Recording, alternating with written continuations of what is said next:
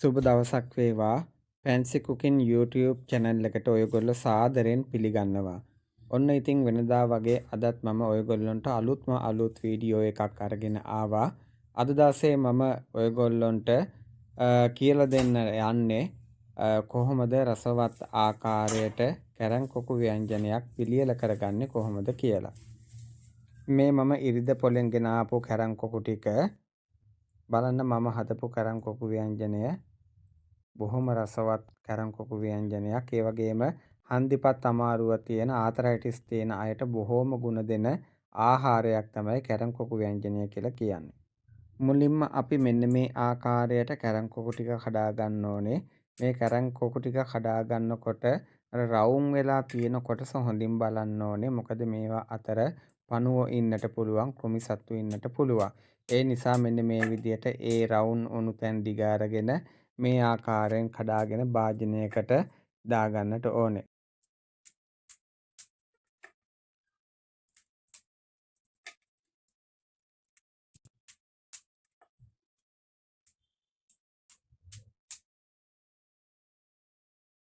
මේ දැන් ඔයගොල්ලන්ට පේන්න තියෙන්නේ මම කඩාගත්ත කැරංකොකු ටික. මේ කැරංකොකු ටික අපි තම්බ ගන්න ඕනේ. තම්බ ගන්න මම ගොරකා, කහ කුඩු, ලුණු කුඩු පාවිච්චි කරනවා. ඉතින් මේව පාවිච්චි කරලා තම්බගෙන මේ කැරංකොකු වල තියෙන කහට ගතිය යවා ගන්නට ඕනේ. අපි බලමු කොහොමද මේ කැරංකොකු ටික තම්බ ගන්න කියලා. දැන් අපි කරන්න යන්නේ කැරංකොකු ටික තම්බ ගන්න මුලින්ම භාජනයක් ලිපේ තියලා ලිප ඔන් කරගන්න ඕනේ.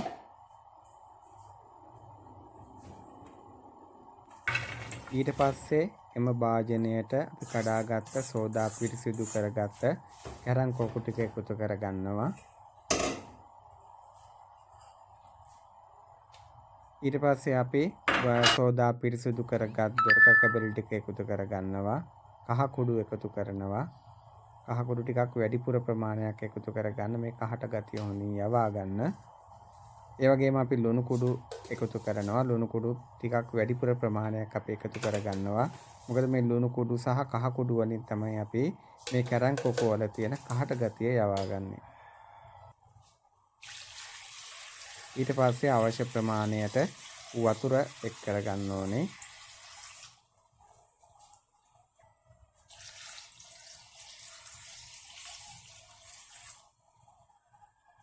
දැන් හැන්දක් අරගෙන මේ ටික කලවම් කරලා අපි තැම්බෙන්න දෙන්නට ඕනේ.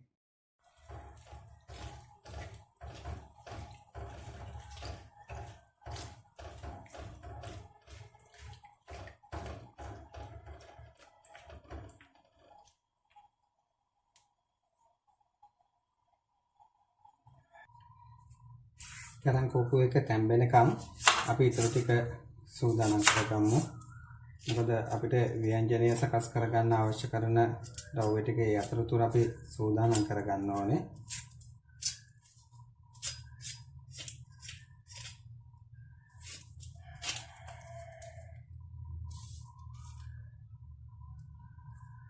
දැන් අපි සුදු ලුණු ටික තලාගෙන හොඳින් සුද්ධ කරගමු. දැන් සුද්ධ කරගත් සුදු ලුණු ටික සෝදගෙන කපා ගැනීමක් තියෙන්නේ.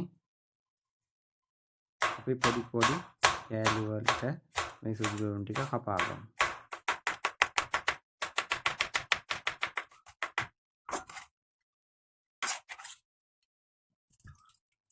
දැන් අපි සුද්ධ කරගත්ත ලොකු ලුණු ගෙඩියත් මේ ආකාරයට පොඩි කෑලි වනසේ කපා ගමු.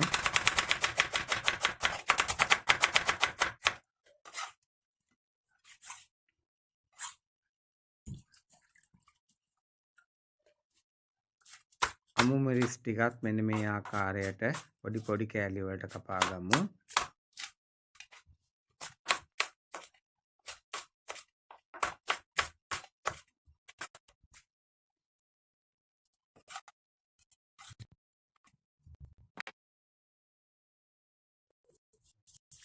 ඊට පස්සේ අපි කරපිංච ටික හොඳින් සෝදගෙන මේ ආකාරයට පැත්තකින් තියාගමු.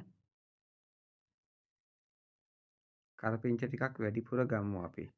මොකද කරපිංචා එකතු වෙන්න මේ ව්‍යංජනයේ රසය බොහෝම වැඩි වෙනවා.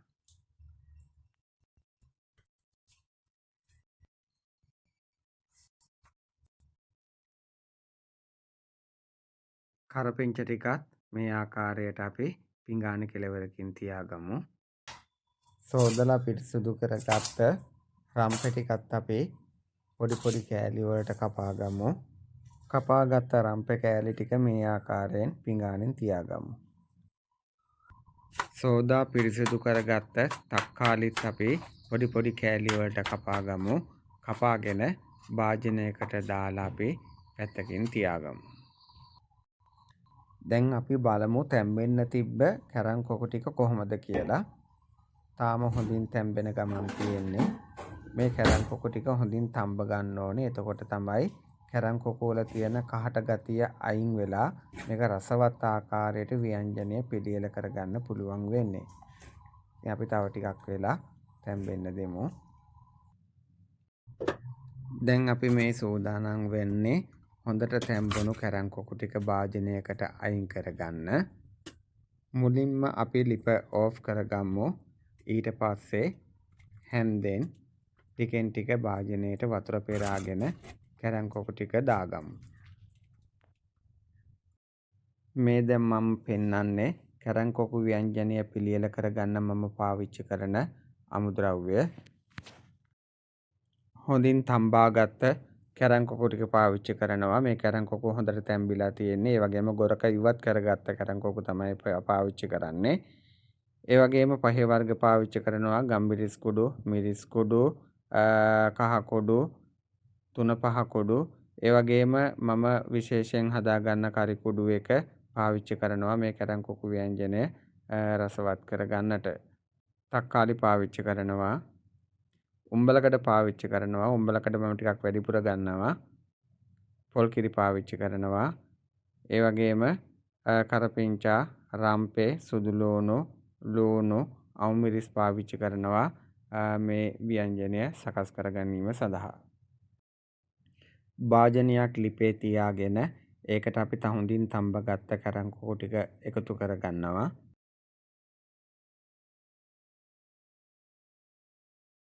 ඊට පස්සේ පොල් කිරි ටික එකතු කරගන්න ඕනේ.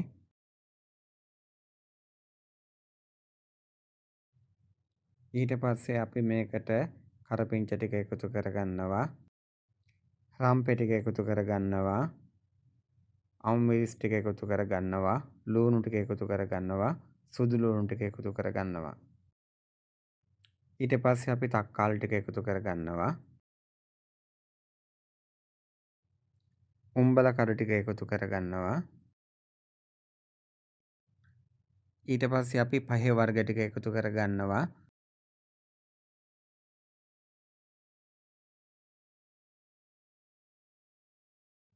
අපේ රසය අනුව ලුණු එකතු කරගන්නවා. හැබැයි අපි ලුණු වැඩිපුර එකතු කරගන්නේ නැහැ. මොකද කලින් අපි ලුණුයි ගොරකයි දාලා මේක තම්බගෙන තියෙන නිසා. අපේ රසය අනුව ලුණු එකතු කරගමු. දැන් හැන්දක් අරගෙන මේ සියල්ලම හොඳට කලවම් කරගමු. මොකද හොඳින් කලවම් කරගන්න ඕනේ. මේක හොඳට තැම්බෙන්න.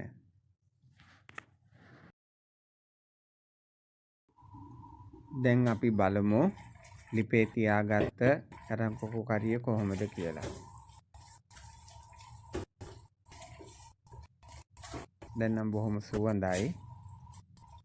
ඒ වගේම හොඳ රස පාටක් තියෙනවා. අපි ඉස්ම ටිකක් හින්දෙනකන් අපි මේක තම්බ ගන්න ඕනේ. ඉස්ම ටිකක් හිඳුනට පස්සේ තමයි මේකේ රසය ගොඩක් දැනෙන්නේ.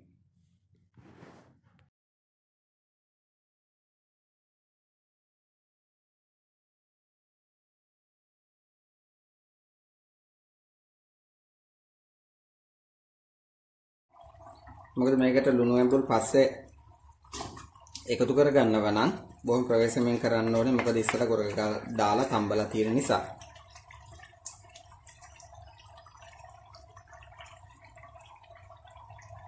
දැන් අපි ලිප ඕෆ් කරගමු.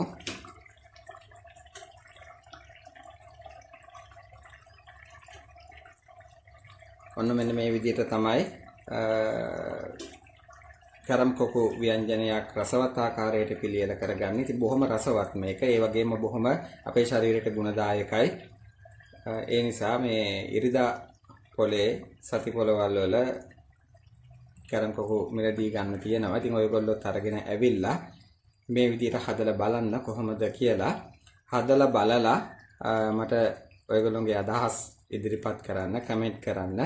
ඒ වගේම මගේ channel එක subscribe කරන්න, share කරන්න, පොඩි sub එකකුත් දෙන්න. ඉතින් අලුතෙන් ආරම්භ කරපු channel එකක්. ඉතින් මේ channel එක තව ටිකක් ඉස්සරහට අරගෙන යන්න. ඒ වගේම අලුත් කෑම වර්ගත් එක්ක ඔයගොල්ලෝ හමු වෙන්නට එන්න, පොඩි support එකක් දෙන්න.